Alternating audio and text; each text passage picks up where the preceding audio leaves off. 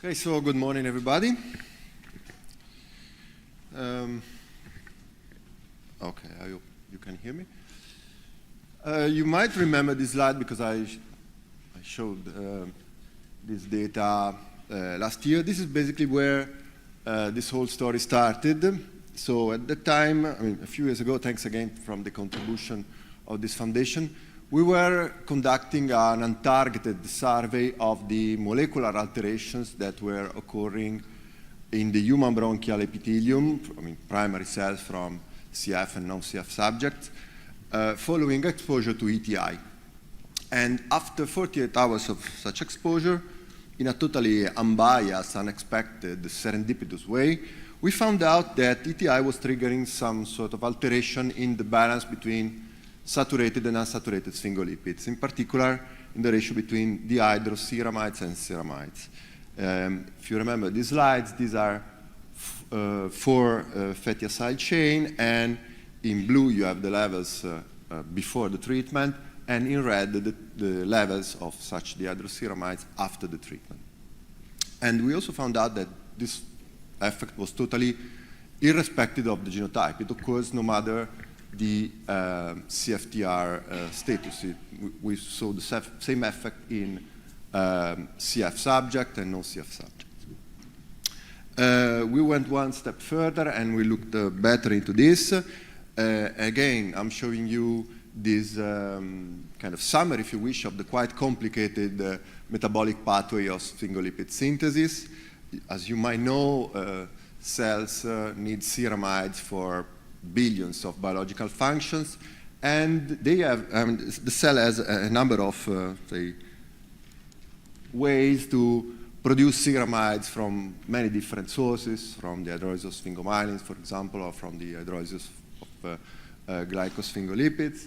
But the so-called de novo synthetic pathway, I mean the pathway that starts from the condensation of palmitoyl-CoA with serine, is passing through a key step that basically involves the conversion of dihydroceramides into ceramides, thanks to the action of enzymes that are delta-4 desaturases, so enzymes that are able to introduce a double bond in this position. Okay. Over the last month, I would say, I studied these enzymes quite a lot, and I can tell you that basically the human genome encodes for two desaturases, DEX1 and DEX2. As I told you, they are both desaturases, so their job is to introduce a double bond where the double bond is not present. This is data from the Human Proteome Atlas. The main difference between DEX1 and DEX2 is that DEX2 is also able to introduce an oxygen atom at that site, so producing hydroxyceramides, also named phytoceramides. Again, if you look at this wonderful database, you've got plenty of information about the expression of any known human protein. This is the expression data, I mean transcriptomics data for DEX1. DEX1 is widely expressed in all our tissues, in all our cells. Keep this number in mind, 500 normalized transcript per million. It's widely expressed in the liver, in the brain, and also in the lungs. But the main expression site is the skin. It is also widely expressed in all brain tissues. The situation is a bit different for DEX2, which is much less expressed than DEX1. This number becomes 50, so like tenfold lower. But again, the main expression site is the skin. Now we come to the core results of this one-year project that, again, we managed to show already last year, but we published this year. So, to cut it short, we proved that ETI is an inhibitor of that enzyme. And to prove this, we established a kind of easy in vitro assay where we used liver microsomes as source of DEX, and we observed the conversion of an exogenous substrate, the hydroceramide substrate, C12 dihydroceramides, into the corresponding ceramide over time. And this is the curve that we obtained for the negative control. I mean, microsomes were incubated with DMSO, which is the solvent that we use for ETI. This is the curve that we get with ETI. So as you can see, the reaction rate of the enzyme is slowed down significantly. And basically, the curve with ETI totally overlaps the curve that we got with fenretinide, which is a known inhibitor of DEGs.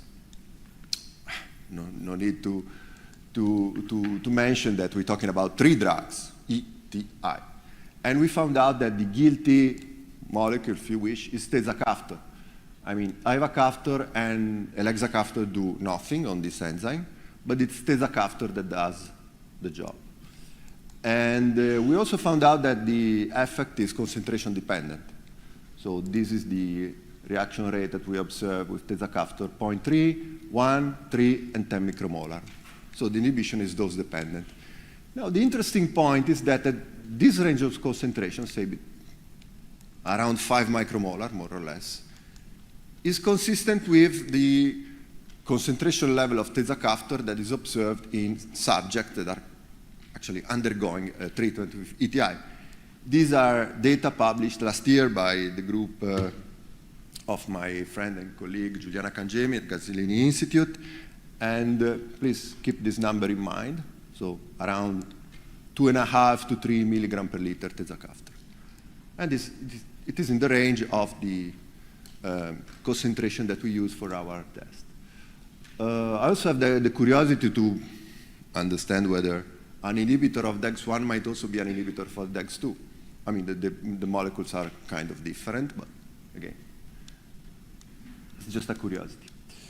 I told you that DEX is widely expressed in all our tissues, so we tried to focus on 3 main tissues, basically lungs, liver, and brain. Because the whole story started from the lungs. Together with the group of Nicoletta at Gazzellini, we tried to look further into the lungs. So we kept on exposing HB cells for a longer period of time, for 48 hours, which was what we used at the beginning. We went up to 2 weeks. And basically, the story is more or less the same. These are 4 dihydroceramides, and this is the level of these lipids that simply go up with time. So 1 day ETI, 3 days, 7 days, 2 weeks. So for as long as the cells are exposed to ETI, the dihydroceramides keep on accumulating over time. And again, this is irrespective of the genotype. It happens no matter the CFTR genotype. We kept on jumping a bit between, moving from in vitro to in vivo, or at least trying to do that. And we conducted a pilot experiment, very, very preliminary, on a small number of mice that we treated for 4.5 days with ETI at this dose that is mentioned here. Now I'll talk about the problem of the dose later on. And at the end of this exposure, we simply sacrificed the animals and collected a number of tissues. So this is what we observed from the lungs. I would say that for these 5 dihydroceramides that we observed, there's a slight trend for an increase in the group treated with ETI, even though there's a significant variability, but this is kind of expected. And this increase becomes significant, I mean, P becomes lower than 0.005 for 18-1.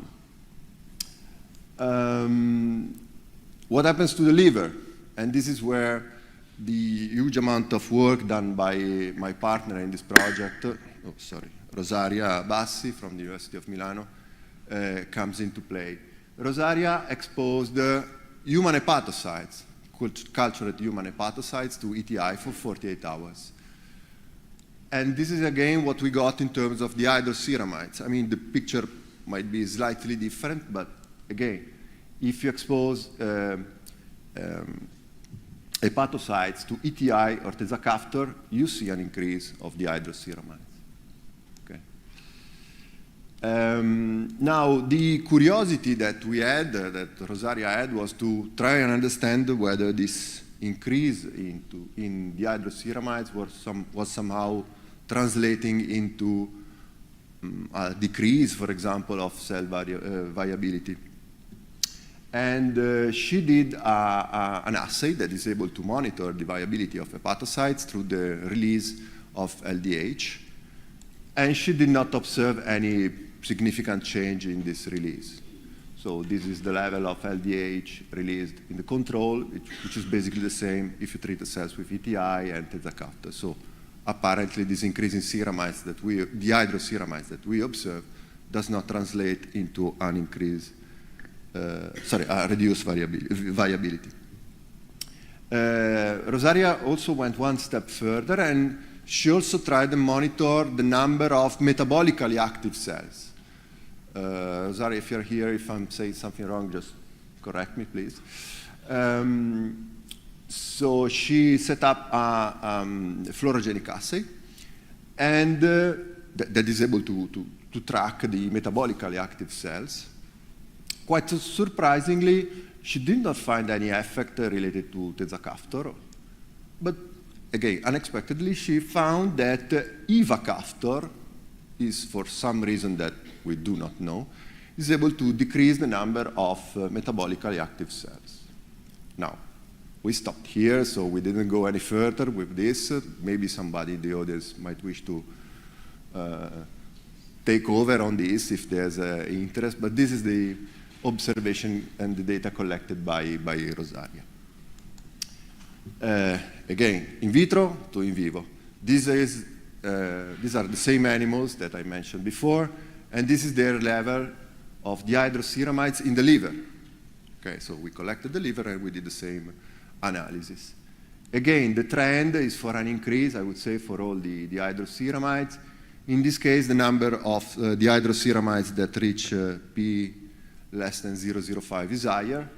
But again, I would say that overall the effect that we observe in magnitude is not that dramatic, but still there's a trend for an increase upon treatment with ETI. Okay. Last issue is brain. We didn't do in vitro test in neurons, but we collected the brains from the same animals. These data have already been published early this year.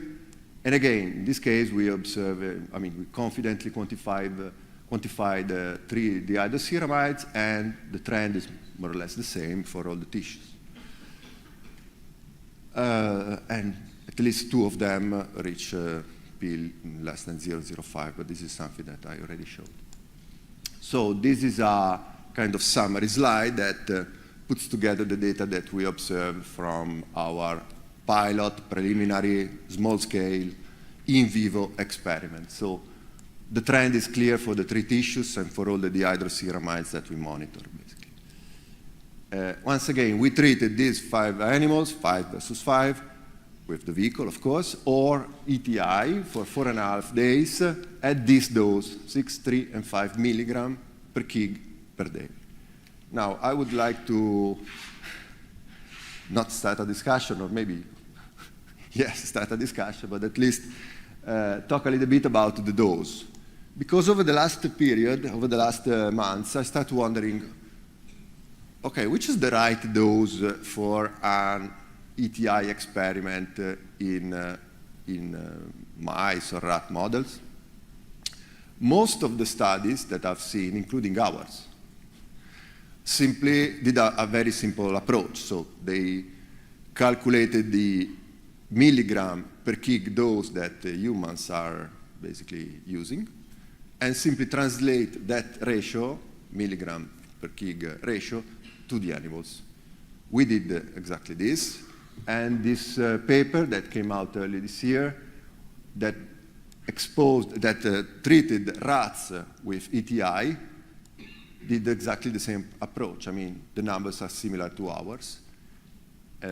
So in this paper, they gave ETI to the mothers, and they proved that the tissue of the newborn is of course exposed to the drug. But again, over the last weeks, I had to study quite a lot about this. I discovered that there's a science behind this problem, which is how do we translate a dose between different models, okay?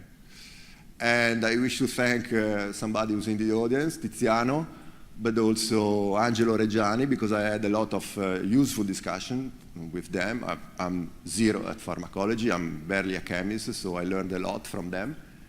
And basically, I discovered that, again, as I told you, there's a science behind this.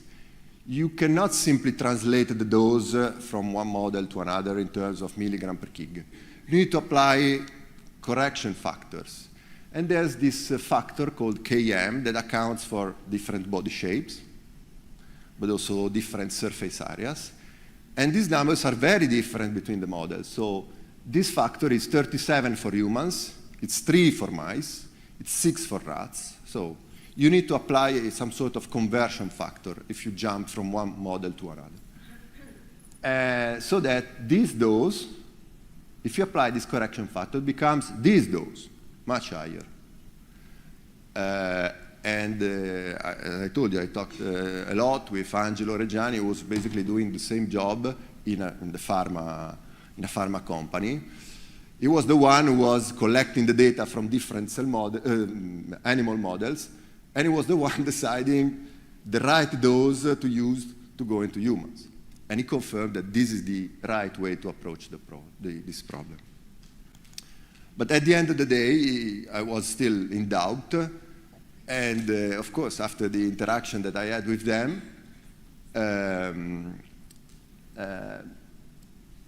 we decided, okay, at the end, what really matters are the levels of the drug that are observed in the plasma. And again, let's come back to the paper that I already mentioned. Keep in mind this 2.5 milligram per liter here. If you look at the data about the tezacaftor, this is data, ToxPK data, you basically see the same levels in a prolonged exposure. This is day 1, this is 3 months, basically. You get the same numbers, but in the group that has been treated at a 30 milligram per kg dose. So much higher than the dose that we used and that other groups are using. So I would conclude that if you want to mimic in a mouse or, say, rodent model, the level of ETI that the patients are basically reaching in their everyday life, you must apply this correction factor. For a number of reasons, we decided to move further, paying particular attention, if you wish, or exploring better the potential effect of what we observe on brain and neurodevelopment. And the reason for that is that, of course, in principle, all the tissues should have the right balance between saturated and unsaturated sphingolipid. But the peripheral and central nervous system, and particularly myelin, need to have this right balance between saturated and unsaturated sphingolipid. And in principle, an inhibition, a continuous inhibition of DEX might have an impact on this. Because we observe that if you keep on exposing to ETI a cell, the hydroceramides go up with time. There's also, it is also known that individuals who are born with genetic errors in DEX do develop neurological symptoms. Okay? There's also this, the fact at point 3 top that I reported already last year that tezacaftor is toxic, actually lethal in rats if given in the early days after pregnancy, after birth, sorry. And the not concern, but say curiosity, is with the continuation of ETI during pregnancy. Because in principle, now it is well known that if the mothers keep on assuming ETI, the fetus and also the newborn will be exposed to ETI because ETI is able to pass through the placental barrier. It is able to pass in the breast milk, even though at low doses. So in principle, the newborn will be exposed to ETI. And as I told you,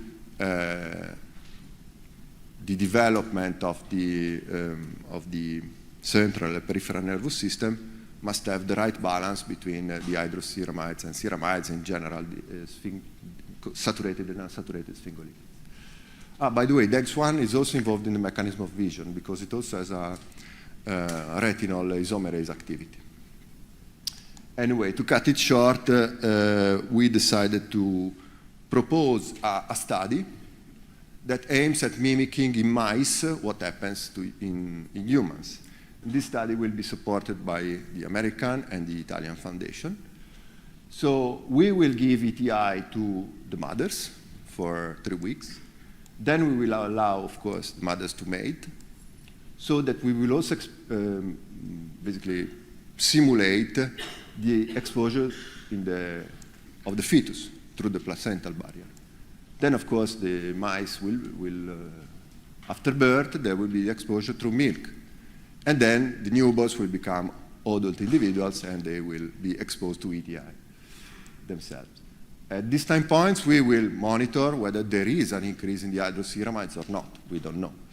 We will also collect data about their behavior, their health status, and thanks to the work that Lucilla will perform and will explain later on, we'll also monitor a number of readouts about myelin, myelin structure and function.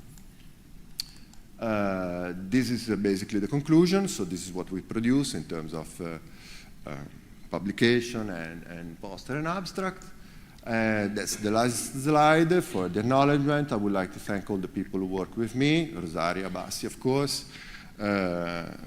Lucilla, who's the PI of the Italian grant, Nicoletta, Tiziano, Massimo's group, and everybody. Thank you very much for that.